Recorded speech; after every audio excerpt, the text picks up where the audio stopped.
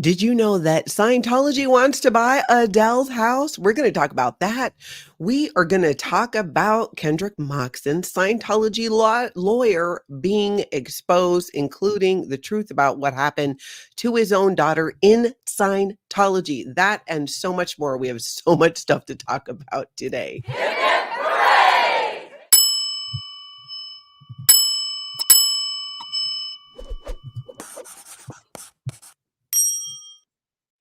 Hello, everybody. Big aloha to all of you. Welcome. Hey to everybody in the live chat. Thank you so much for being here.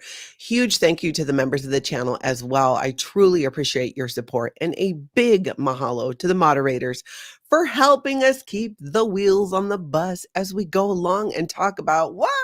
Scientology and culty stuff. My 35 years in this cult and leaving with 3 generations of my family. We have so much Scientology news to talk about, but first I need to address something. And that's that my hair does not do well in Florida. I am so happy to be back here in Minnesota and back in my studio and just have a little bit of oomph going on, a little bit of volume. Oh my gosh, in that humidity in Florida, especially in Miami, was next level. Absolutely wonderful trip, but I'm so happy to be back and be cozy in a sweatshirt because leaves are falling here in Minnesota and it's starting to hit that temperature that I really like. Because I got to tell you guys, growing up, I grew up in Hawaii. I was born and raised in Hawaii, and what I dreamed about growing up were fireplaces, leaves falling, all of the things. So you guys tell me, total side note, we're totally like, we've already gone off the rails here, but what's your favorite season? Because even though I was born and raised in Hawaii, I got to tell you, I don't know that I could live back in that. Anyways, I'm really getting off track. I got to get going because we have so much to talk about. If you're catching this on the replay, please jump into those comments as well. Let's start off with some news out of Denmark, you guys. Miriam, Scientology Up North. She was just on the channel a couple of weeks ago. She's been sharing her and L. Ron Hub Cult information about what's been happening with Scientology in Denmark. They've done protests. They have just been doing a lot. Now, here's the thing. We can actually help out Denmark in ending Scientology. Let's take a look at how. I'm going to share a clip from her video and then a link that she speaks about. We are going to encourage everyone to write to the Danish members of parliament. And Fluffer had this amazing idea, and I shared it with a friend called Rose. She's Danish, and she actually prepared a letter that we also got reviewed by a very reputable writer afterwards. And then this letter got translated also into English. And now all this information, including the contact details, are uploaded on SPTV.SPACE. So I'm going to show you, let's see, I've got a link for that too. I'm going to link everything down below in the description as soon as we're done. I don't think I put it down there yet. So, but there will be a link, and Nancy will probably share it too. If you look, this is on SPTV.SPACE. Many of you know that we've been talking about here in the United States, where you can go on SPTV.SPACE, contact your local representative. There's a sample letter, and it tells you who to email so that they can track the responses to these requests to look into Scientology's tax-exempt status. Well, in Denmark, Scientology is not tax exempt. It's just a cult. So if you look at this, you can see it says to contact Danish politicians and urge them to investigate Scientology's abusive practices in Denmark. Here's the thing. Unlike in the United States, where they're just going to listen to people in their district, Miriam was sharing that you can send a message to as many members as you wish. You can send them a message from anywhere in the world. That means all of us in the United States, Canada, Australia, wherever you're listening or watching from right now, can do that and share that. So those links will be down below as well. And if you want to stay up to date on what's happening with Denmark and Scientology, be sure to head over to her channel and subscribe. This is very exciting. So much work has gone into doing this. Fluffer Squirrel, Z News, so many people. And now Miriam and her friend Rose, who are doing this for Denmark. It is a fantastic thing. And I love that we can all actually do that from wherever we are. So I hope that you do that and go check out her video that I'm going to link down below as soon as we're done and watch the whole thing because she gives a lot of really good information and an update.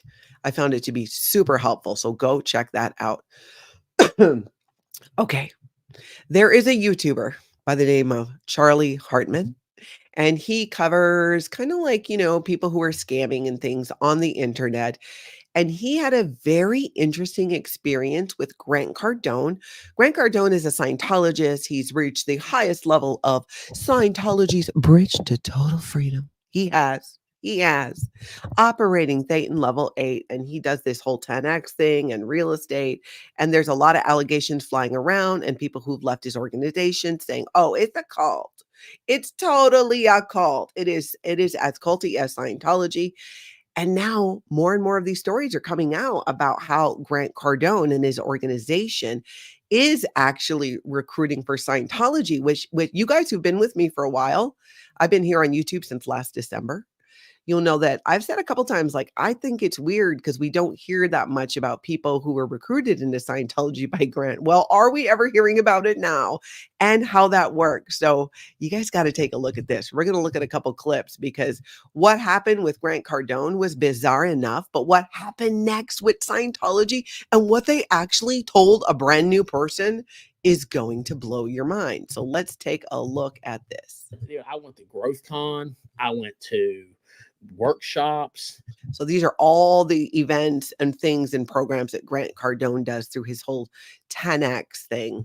I spent time with Grant. I bought one-on-ones. Like, dude, I spent a lot of money with Grant Cardone and 10x. So I have every right to tell you, does the product work or not? So, yes, you do. Yes, you do. So for me, after you buy everything, then he's just repeating the same garbage to you over and over again under a different package. Does that sound familiar? Does that sound familiar? How many times has Scientology redone their bridge to total freedom and all of the things, the books, the lectures? You have to buy it over. It's repeated. Once you do a course or a service, you got to go back down to the bottom and do it again. That same technique seems to be being used in Scientologist Grant Cardone's organization. He's taking stuff that literally is the same stuff that's you've just learned and just repeating it. And then he's tying in something else that you already learned from another part of GrowthCon, and that literally became a great thing. Did you? Yes, I 100% was all in on Grant Cardone at one point, man. And you talking about, like I said, I spent tens of thousands of dollars. Tens of thousands of dollars, okay, with Grant Cardone, pretty much going around in circles. And then they sent him to Scientology through what I think was a personality test. You guys are not going to believe what Scientology told him, especially to a new person. Well, I mean, I can believe it, but it still continues to shock me that they're still actually doing this. Listen. I actually took the test, and then literally I'm contacted by a person who wants me, at that time I was living in Las Vegas, wanted me to come to their center. And I went, and I sit in this little room, and they did this little test, and they did this whole thing on, reading, about my past and how this is going to cause these problems. Because remember, with the personality test that you do in Scientology, the personality test is a recruitment tool. So you answer these 200 or so questions and you get a graph back with these different personality characteristics. What's your communication level, your responsibility level? Are you totally introverted, and so on and so on? And they try to find out things happening in your life that this correlates to that's messing you up. They're going to rub your face in it. In Scientology, it's called finding your ruin. They need to find out what's ruining your life. Scientologists drill on this on the daily. If you are someone who works at Scientology and your job is recruitment, you are drilling things like this, how to do it on the daily. Listen to what they said to this guy. This is going to cause this problem. And then they literally told me, they're like, well, if you can pay us, $3,000, we can get you in this program that will save your life. And I'm like, no, I don't want that. I don't need that. Then they're like, Well, you're understanding. If you leave here, we almost can't let you leave because we're going to endanger yourself. Did you hear that? We can't let you leave. We can't, it would be wrong for us to let you leave without letting us help you. You must let us, Scientology, help you. We can't let you leave. That's crazy. And that's not even the crazy part, you guys. Not even the worst part. You don't realize the dangers that's out there that's in front of you. So I'm sitting here like, what? I'm like, honestly, I don't even have $3,000 to give you for this program. They're like, oh no, we'll take care of it. We'll call your bank. We'll get you on with your and get your credit card. They'll give you the number. They'll give you the number immediately over the phone. We'll use it. We'll run it, and we'll be good to go. Oh, did you hear that? Guy just walks in the door. We'll call your bank. We'll get you a credit card. They'll give you a number and you can give it to us right away. What in the world of Xenu is happening here? And I was like, no, I'm not doing that. But at that point, I left. And then I never at all had any dealings with them again. Maybe 6 months to a year later, like literally, I just started getting harassing emails and letters. Hey, brother, just checking in on you. And it was just the strangest stuff because I was like, how are these guys following me? Because at that point, I had moved. And I was like, but the only thing was I was tied in with Grant Cardone still. And so every time I bought something for Grant Cardone, I would always get the Scientology stuff right afterwards. So is Grant Cardone using 10X to recruit for Scientology? I think he is, because I think they were literally just taking my information and giving it to the Church of Scientology to act. Yep, that is exactly what they were doing. How crazy is that? I cannot believe them. I mean, I can believe that they told them that because that's what they'll do. You know, this will ruin your life. If you don't handle this, if you don't take care of this, this will ruin your life. It'll be ruined. So give us $3,000 so that we can make sure this doesn't happen to you. We can't let you go. Good God. Oh, Xenu, wherever you are, what is happening? What is happening? This is Scientology, people. This is Scientology. Exactly. Galen 209, Mormonism is now following the credit card game for paying your tithing. Interesting.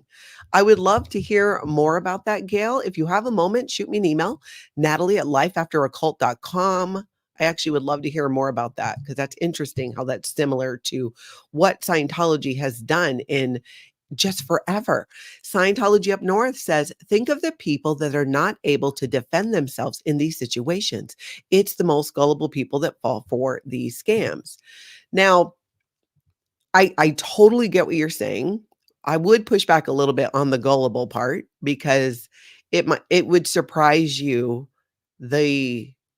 many of the people who got into Scientology, not even born into Scientology, but adults who made the choice, you would not think would be gullible people. It's a manipulation and mind control that they start out slowly and then start to isolate the person and make their world smaller. So they are just in an echo chamber of Scientologists and Scientology, which then you lose touch with the real world and what's happening. And where you put your attention, that's where your energy goes. That's what you focus on. That's what you get. And it becomes all Scientology. And Scientology becomes the only source of information that is true or truth that can help you. And there are many people, not just in Scientology, but other cults as well, where I don't think it's a matter of being gullible. I think it's more about each of us has a desire to belong or be part of a group, but also to change conditions in our life. And they're really good at selling that. That's how they get the chiropractors and the dentists and the optometrists, is through the business technology by saying, hey, we're going to save your clinic. And they implement a few things that do actually help, because if you have no organization going on whatsoever, some type of organization will probably help. The professional doctor sees that and goes, okay, things are going better in the office. They get to know them. Hey, tell me about, like, how's your marriage? How are your kids? Well, actually, and then it all begins. There's more that we have in Scientology if you just go over here. So here's the interesting thing for me about this whole Grant Cardone 10X thing, right? He's getting tens of thousands of dollars out of people, and it sounds like, and then sending them over to Scientology. You see how that is? It's like, get all the money he can out of them and then send them to Scientology. And now it makes sense to me why it's not an immediate thing. It appears based on people who've left that organization that that is kind of what happens. You get into Grant Cardone's 10X, you spend thousands, tens of thousands or more, and then boom, pushing you over to Scientology. And by then you don't have any money. And yeah, that's what Scientology gets out of it. And anybody Grant Cardone sends to Scientology, he gets a percentage of any and all the services that they do. How crazy is that? But that is actually how it works. And does it matter? Yep, it's totally gross, Atkinson, Texas. You are right. Does it matter to you? Not to me. There's nothing that Sciento won't claim they can fix. That's totally true. 100%. Burning Earth Citizen says, I knew a dentist sucked in that way. Oh, yeah. Oh, yeah. Mock says, Begay talked about paying just to get out again. Yeah, totally. That was a really good video. I think it's on Mark Bunker's channel. I want to say the Jason Begay interview. If you guys know Jason Begay, the actor, you might want to go find that video on Mark Bunker's channel, because, oh, it was a good one that he did when he left Scientology. He was very, very open about it. Now let's go talk to Phil Jones a little bit, because Phil Jones said he shared the craziest Scientology insult you ever heard. And I don't know if you guys know this, and I don't want to be all spoiler alert, but spoiler alert. Scientology tells us really what is at the core of your anxiety. If you have any kind of anxiety. Now, being anxious, Scientology will say, you can say like, I feel anxious, I have anxiety, but it's more, I feel anxious. They don't believe in a condition, anxiety as a condition, as something in the mental health field, but you can be anxious. Well, L. Ron Hubbard shared why. Have you guys ever wondered why, as humans, we just seem to have so much anxiety? Well, I'm about to tell you. Actually, Phil Jones is about to share with us why. But first, there's one other part we're going to look at first. So now and then the auditor will find a volcanic upheaval incident in. So this is about the volcanoes, because I've actually gotten this question from a bunch of you. It's popped up in the chat and I've gotten some emails. What is Scientology's obsession with the volcanoes? Why is the volcano on the Dianetics book? As you go up the upper levels in Scientology, of course, you guys all know the story about Xenu, 75 million years ago. If you're new to the channel, I'll tell you quick. Galactic overlord. There was an overpopulation problem with all these different planets. So he took a bunch of people, put them in ice cubes, flew them to Earth, dumped them in volcanoes, and blew them up. Their souls came out connected to an electronic ribbon. They were given what in Scientology are called implants, ideas that are not yours about Jesus, religion, how you need a white picket fence, and all these things.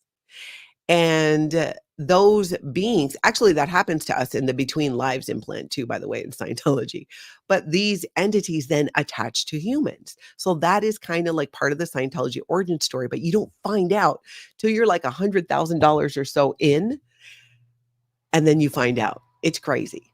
But that's the thing with the volcano. So that's what Phil's kind of getting into here. For stimulation, with its palls of choking sulfurous smoke. It has been suggested that smoking tobacco is a sort of dramatization of volcanoes, which at least were spectacular. So Hubbard thinks that the volcano was spectacular, and therefore if you're smoking, you're spectacular somehow. How crazy is that? We've talked about this. We've shared with you guys that L. Ron Hubbard has said that smoking doesn't cause cancer. It's not smoking enough. He glamorized it. And this is a really good point that Phil's making about tying it into L. Ron Hubbard's obsession with volcanoes. Oh, I guess. And you're at the cause of the problems around you rather than the effect of it. Yeah, so that's a little bit on the smoking that we've talked about that is such a problem in Scientology. So then Phil shares what L. Ron Hubbard says about why as humans we're anxious. Did you guys know that it goes back lifetimes? I'm talking many, many, many, many, many years ago. And you might want to guess before I show you this. If you're catching this on the replay, jump in the comments and tell me what you think too. What do you think is the cause of anxiety in humans? You might have to think more like, what would L. Ron Hubbard say was the incident, the start of why humans have anxiety? Let's listen. Basically theorizes that the clam was evolving and coming out of the ocean and developing lungs. And you did hear that right. Clam. We were all once clams, like the ocean. Clams. And it sort of sat on the edge of the ocean on the beach for 500,000 years while it was evolving. So he says in History of Man, he says, after leaving the sea, the clam, he calls it the genetic entity, spent 500,000 years on the beach, still obtaining its food from the waves. The clam, the weeper, would open up to get food from the water and get a wave in the shell. It would vigorously pump out the water, trying to get some air, because it was evolving apparently lungs at the time. And then before it could gulp atmosphere, it was hit by another wave. And here was anxiety, Hubbard says. Here was anxiety. So, you know, I guess he's explaining this is one reason that humans have anxiety. Did you know that? Do you guys feel better now? Do we all feel like relief because we got to the source of the problem? Because when you realize the source of a problem, does it not cease to exist? I'm telling you. Hey, Fluffer. That's why be a volcano, not a clam, is a real zinger. Scientology Up North. Wow, that is such nonsense. Yeah, it really is. I'm telling you, it's just, you can't make it up. Capricious Caroline. Hubbard is a complete loon. Yeah, completely. What in the name of chowder? Failed pessimist. I agree. That clam life is no picnic. It is no picnic. The struggle is real. Feral Cheryl says, being an evolutionary clam makes me anxious. Oh, Cheryl, you're so funny. Amber says, I hope I was a pretty clam. Oh my goodness. And Anna, you're right. And Ella Wright somehow kept a straight face while coming up with this. Truly. You know, there are so many little tidbits like that in Scientology that you learn along the way. What Phil Jones shared there is, I'm pretty sure it's out of A History of Man, which is a book anybody can pick up. It is not a book that you only read at the upper levels and all of this. There's so much crazy stuff in there that's available for the everyday person to consume if they so choose, except Scientology tries to, of course, they don't want you to look at that stuff. They don't want you to start with A History of Man because you're going to learn about stuff like you were a clam. At least I love pearls. Well, now you know why. It's too much, you guys. It's too much. All right, let's talk about But First Coffee with Susie Oberholz. Susie did a live stream about Paulette Cooper, which is a really good one. If you do not know the story of Paulette Cooper, how she was fair gamed by Scientology, what they did, it's just a horrific story. I'm not going to tell you the whole story now. I'm going to share a clip from the video, but I want to get it on your radar.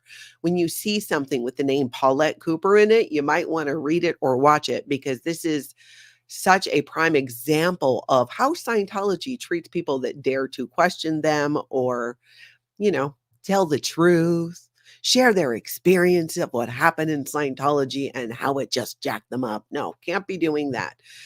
But let's take a look at this, and I'm going to link the full video down below. So they stepped up the harassment. Examples. They painted her name and phone number on street walls, you know, those like walls that's up against the highways and stuff.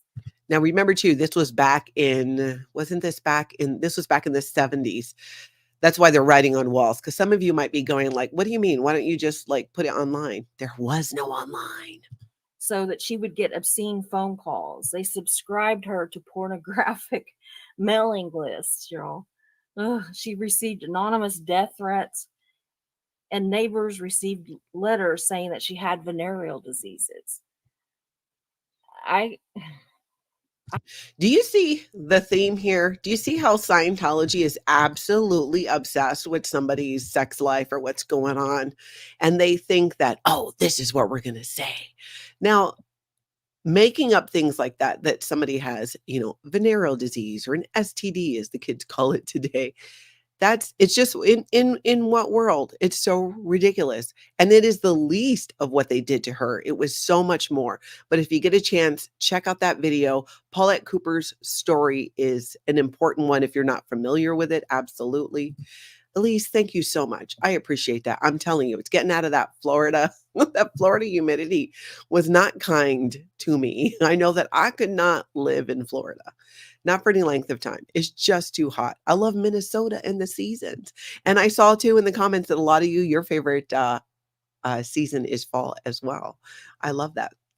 Totally grew up as a kid dreaming about it. I love it. When I go for a walk here in Minnesota in the fall and I can smell the fireplaces and the crisp air and the crunchy leaves, I don't get over it. I absolutely love it.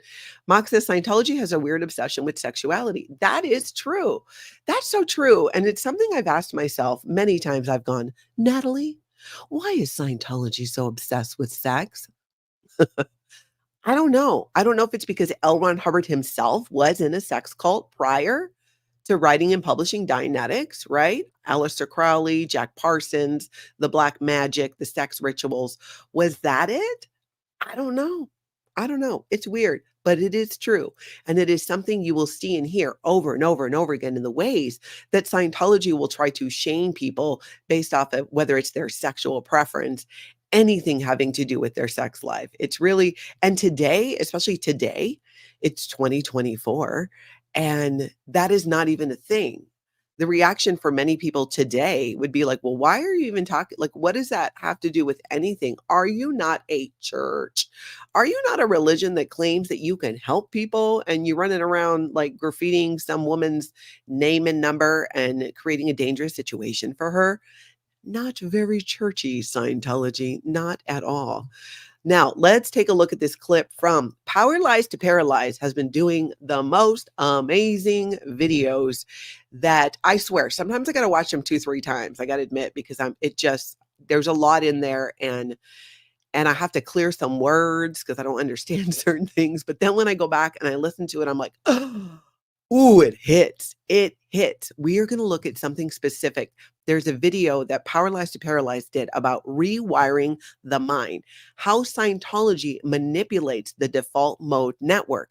So I had to kind of find a basic understanding. And Power Lies to Paralyze, I know you're here, so maybe you can tell me if I get this wrong. This default network setting, no, wait, where'd it go? Default mode network, DMN, default mode network. My takeaway and understanding was it's the part of your brain where you can daydream and things like that, right? Kind of a like a free flowing thought, kind of like that. Is that right? Power Lies to Paralyze. And the video talks about how Scientology interferes with that and can actually rewire your brain. Here's why this is so fascinating to me. And if you've been with me, you guys know this. So just, quick point here. My brain was rewired. I was having neurological issues. And the specialists I saw, their conclusion was my brain rewired, and they didn't know why because I didn't tell them about Scientology at that point. I kind of wanted to see what they came up with. And they asked me, have you ever been, were you in the military? Because we usually see this with people who experience multiple tours of duty. I'm like, no, but I was raised in Scientology and in this, human trafficking cult for 35 years and left with 3 generations of my family. And it makes a lot of sense what they told me at that time, the way they were explaining how they're starting to understand the brain and how it works and the coordination between, thoughts and energy in our bodies and all of that. So this really makes sense to me. And I wanted to share it with you guys and go check out the whole thing. And again, hold on a second. Here we go. All right, here we go. Obsessive focus on self-referential thought. Scientology heavily focuses on personal spiritual gain and the idea that individuals are the cause of their own problems, or even the problems of the universe. This intense self-referential thinking, combined with practices like sec checking, can overload the DMN. Now, sec checking, interrogations, right? We talk about that a lot. Leading to hyper-focus on personal flaws, insecurities, or imagined threats, which may cause severe rumination or anxiety. Listen to that. Leading to hyper focus on personal flaws, insecurities, or imagined threats, which may cause severe rumination or anxiety. It totally makes sense to me how Scientology auditing and much of the practice of Scientology would result in that.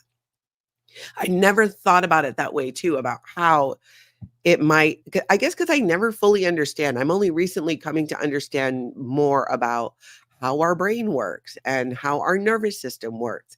And putting that all together with what is done in Scientology, and you start to put the pieces together and go, oh, it's no wonder we were trapped in there. It gives whole new meaning to mind control. It completely does. I always thought of that as an idea that you're controlling somebody with their mind. But no, we are talking about rewiring people's brains as part of the mind control.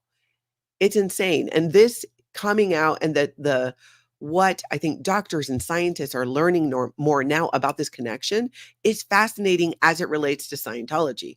So I love it. Check it out. Powerless to Paralyzed has done multiple videos about this and other Scientology topics. So I got to laugh here. Clam control. Oh, hey, Scooter Mom. Hey, Eric Rader. I saw you jump in there. Okay, let's jump over now to PTS for Life. Jeff was talking to Gabe from the Cultiverse. And oh my gosh, this, I love, can I just say this? Of course I can. It's my YouTube channel. You can't stop me. I love that people are coming out with not just their own stories of what happened within Scientology, what their life was like after this cult, but making these ties about in using, psychology and these tools. And it's blowing my mind. And Jeff at PTS for Life is doing this with Gabe. So let's take a look at this. It has to do with boundaries and how, Scientology boundaries violated. Listen to this. As far as my experience with boundaries, I think one of the biggest ones is I had no boundaries in relation to sharing And Gabe's channel is Escaping the Cultiverse. information. I was always expected to be completely open, say everything I've ever done that was potentially bad. It was just constant. I never was allowed to just keep things to myself. And I noticed that a lot with myself after I left is I would just overshare, which is very common, I think, for Scientologists who are leaving. It's like these people don't need to, like these random people don't need to know your information, nor would it be expected that they would need to know this information. So yeah, that's the biggest one for me. I love that they're sharing the tool, the actual information about it, because often here we'll talk about the damage and things done to people in Scientology and as a result, what happens, how it messes us up. But I love seeing videos being done too with, here are some tools. Here is what you can actually do. Look at it this way. Here's some information. Like even just this graphic they're using, boundaries are expectations and needs in different areas of human experience that help a person feel safe and comfortable in their relationships. Below are 6 common boundary areas with examples of what they include: emotional boundaries, intellectual boundaries, physical boundaries, and there's sexual boundaries, and there's a couple more in there. So again, I'm going to link this down below so you guys can check out the whole thing. I'm sure you cannot relate at all to any of us in the ex-Scientology community being oversharers. I know it's a shock. I know it's a shock to you right now. So do we need to take a moment? Are we all okay with that breaking news? We're oversharers. I appreciate this because I have come to learn so much more about boundaries and using it as a tool, not as a weapon. And it blew my mind when I learned that you can have boundaries and you don't even have to actually tell anybody about it. You just got to live it and walk it, and that it can be that simple. It blows my mind. I love these things, and I love that Jeff is doing this. I love that he's in school studying. He's going to become a counselor or a therapist. I'm not sure exactly what the title is, but to help people coming out of cults and high control groups. I think that's absolutely amazing. And I look forward to seeing more of what Jeff does. I absolutely love it. Capricious Caroline, I'm going to shut my clamshell and keep it to myself. Get back in your clamshell. We are not going to easily forget the whole clam thing. Spread the word, my friend. Spread the word. Something else to spread the word on. How many of you remember Charles Manson? I mean, kind of hard to forget the Manson murders. There's been documentaries. There's been movies about it, about what Charles Manson and his cult following did and how horrific that was. Did you know that Charles Manson was in Scientology, and there was some looking into of law enforcement about that. We're going to look at a blog article from Jeffrey Augustine from when the LA Times did an article. Did Charles Manson attend the grand opening of the Scientology Celebrity Center? Let's see. Hold on. I'm going to pull this up and we're going to look at this because it includes an article in there about this. All right. So here we go. So it kind of gives the details. Here in December 7th, 1969, the Los Angeles Times reported that the LAPD was seeking to speak with L. Ron Hubbard about the Manson murders because Charles Manson was a former Scientologist. The article reports on the additional murders of 3 Scientologists that may be tied to the Manson family. The mutilated bodies of the 3 Scientologists were found 100 yards from what is described as a Scientology commune in Los Angeles. The LA Times article goes on to mention that Charles Manson may have attended the grand opening of the Scientology Celebrity Center with Beach Boy Dennis Wilson and musician Gary Hinman. Hinman was murdered by the Manson family on July 27th, 1969. And here's the article, U.S. Murders Link Found with Scientology. This is from back in the day. Police are seeking help from Mr. Ron Hubbard, founder of the Scientology movement, in their investigation of 3 more murders that may have been committed by followers of Charles Satan Manson. So we're not going to read the whole article because that's pretty much the gist of it. There's great info, and I am going to have it linked down below. I'd heard this. I've heard, not in Scientology. I think maybe once it was a question somebody posed to me of, was Charles Manson a Scientologist? And I answered honestly, not that I'm aware of, because I didn't know at the time. It wasn't many things, so many things that I have come to learn about this world. It wasn't until I left Scientology that I actually found out the truth about it. So, yeah. Not a good look for Scientology. And granted, yes, this was a long time ago, but it speaks to a pattern. It completely does. Ooh, Powerlize to Paralyze says Manson was also a master hypnotist. I didn't know that. Wow, that's interesting. I love how LRH was, we are respectable hippies in our commune. We have military uniforms, quacking like a duck. Claire with an eye, that is funny. Manson was never declared an SP. Not that I'm aware of. I've not seen it. I'm telling you. Mock, this is a great point. The most honest endorsement is Manson found Scientology crazy. And that is true. He said it was crazy. Charles Manson. You know who else said Scientology was crazy and is a cult? Mark David Chapman. And if you're not new to the channel, you know that as a child, my sister and I had interactions with him right before he went and murdered John Lennon. And I was encouraging him to come in for a personality test. I was 9. What did I know? Okay. My mom was a Scientology recruiter and I had the patter down, and we just wanted to sell him drawings and pictures. And then I would say, hey, you should come in and do a personality test because that's what my mom said. And well, he did. And he went in and ranted and raved and called them a cult and left. And then not long after went and murdered John Lennon.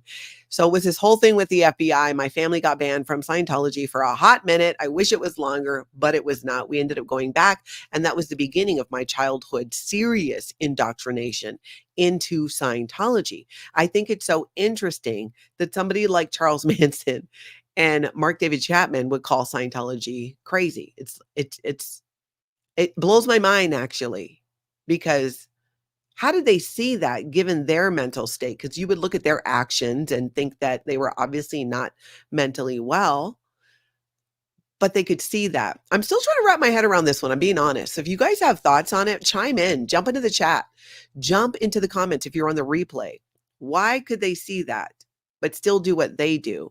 And then there are people who are well-meaning people who are not trying to, harm or murder people, who don't see that. It's maybe because I was a child. I was 5 years old when my mom got into Scientology. So it's all I knew. It was my entire upbringing. So for me, a lot of the things were normal, but I'm just having a hard time wrapping my head around that. So yeah, I want to know what you guys say. You can always email me too, Natalie@lifeafteraccult.com. Okay, let's go. Oh, hey, Sarasota Jerry. Manson claimed he went clear. No kidding. Did he do that in prison? Was he like auditing Dianetics? Do you know? I'm curious about that. So if you have an answer, Sarasota Jerry, let me know. That's a good point, Jill. Games, see game. Mock says they knew. Insane. So kind of like a like recognizes like kind of thing, maybe. All right, could very well be, but keep your answers coming because I want to go back and look at those later. I really need your thoughts on this. Anne says narcissists recognize other narcissists. Yeah, could totally be. Could totally be. That really could be it. Okay, so let's look at a clip from Scientology Audit Streets LA. He was doing an update. I'm going to link the whole video down below so you can watch the whole thing and get the full update of what's happening with a couple of the court cases in Los Angeles right now. He is really going at Kendrick Moxon, who is Scientology's attorney, but for the grunt work, basically. Scientology doesn't use Kendrick Moxon on their bigger cases. He basically does like the restraining, the temporary restraining orders and a lot of the ways that Scientology have been harassing and creating false cases against people who are protesting Scientology. And we're going to look into this because some of you might not know the real story of what happened to Kendrick Moxon's daughter, Stacy, when she was in the Sea organization. We're going to take a look at that. But first, let's look at a clip from Scientology Audit, Streets LA, William Good. Kendrick Moxon, you're going to learn about, I'm fair gaming you. I'm telling you right now. Now you can go, you be like, oh, no, I'm going to go get a restraining. Go get it. Thank you. Go get it. Go get it. I'm coming to your neighborhood. I'm going to come there. And I'm going to warn your neighbors.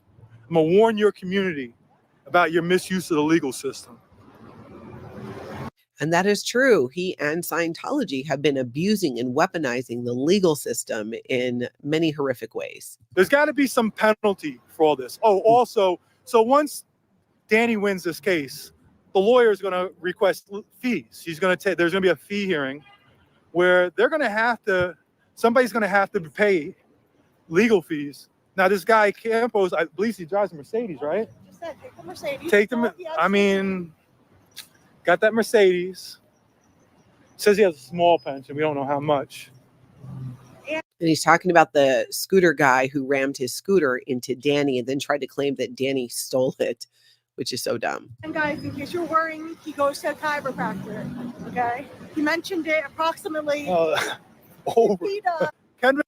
Apparently, Scooter Guy was in there during the case talking a million times about how he goes to a chiropractor, which what a weird thing. I mean, okay, bring it up one time, but to say it over and over and over again does seem a bit odd. But Desert Dog, you're right. He handles the baseless cases nobody else would file. Yeah, he's doing their grunt work. He is the BC team, and I can see why. It's based on what I have heard from people and their own experiences with Kendrick Moxon, he's not the brightest bulb. And that is why he's doing these cases and not involved in some of the bigger cases in Scientology. The weird thing is that he's doing anything with Scientology after what happened to his daughter. So let's talk about his daughter and what happened to Stacey Moxon. This is an article from the Underground Bunker from a while back. Says, we've spoken to multiple people who were at the INT base on the day that Stacey Moxon died. And the person who has given us the most full account was Claire Headley. Someone readers are fully acquainted with here at the Underground Bunker. Claire not only helped us with our Up the Bridge feature, but she was also one of the most memorable guests on Leah Remini's series, Scientology in the Aftermath. And then this is a quote from Claire. When Stacey first came to the base around 1997 or 98, it was just a few months after she'd gotten married to Derek Meyer. She was just a newly married teenager who had suddenly been sent to INT. So she's newly married. She gets sent to the international base, right, where gold is, because, you know, that's what they do with people who possibly qualify because there's stricter qualifications to be at the international management. She gets sent there, separated by her husband. So by June 2000, Stacey was 20 years old and had been living away from her husband for more than 2 years. She was in RTC training. That means that's the Religious Technology Center. That's what David Miscavige is the chairman of the board for. That's when I knew her the best because I ran the Religious Technology Center trainees.